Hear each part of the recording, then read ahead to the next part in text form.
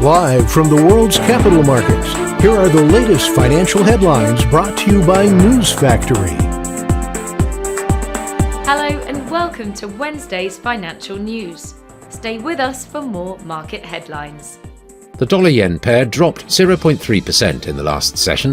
The RSI is giving a positive signal. The Bitcoin-dollar pair dropped 0.1% in the last session after rising as much as 1% during the session. The MACD is giving a positive signal. The last session saw the gold rise 0.3% against the dollar. According to the stochastic RSI, we are in an overbought market. The oil-dollar pair dove 1.6% in the last session. The MACD is giving a positive signal. Coming up, the choices from our chief analyst for today. Gold prices edged higher as the dollar weakened, with bullion's near-term trajectory likely hinging on US economic data due this week that could influence the Federal Reserve's interest rate strategy. The dollar hovered near a 9-month low against the euro and surrendered recent gains against the yen, as traders weighed the risk of a US recession against the outlook for Federal Reserve monetary policy.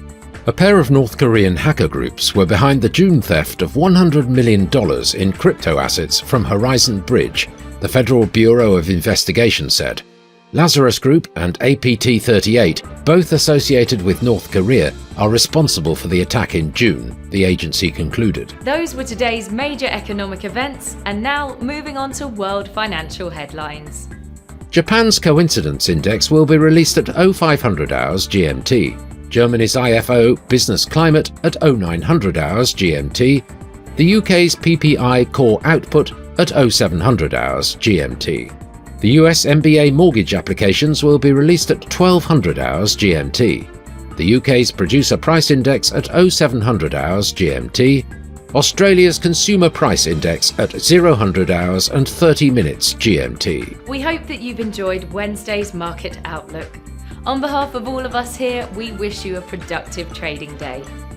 Be sure to join us tomorrow morning for the latest news and events from the financial markets.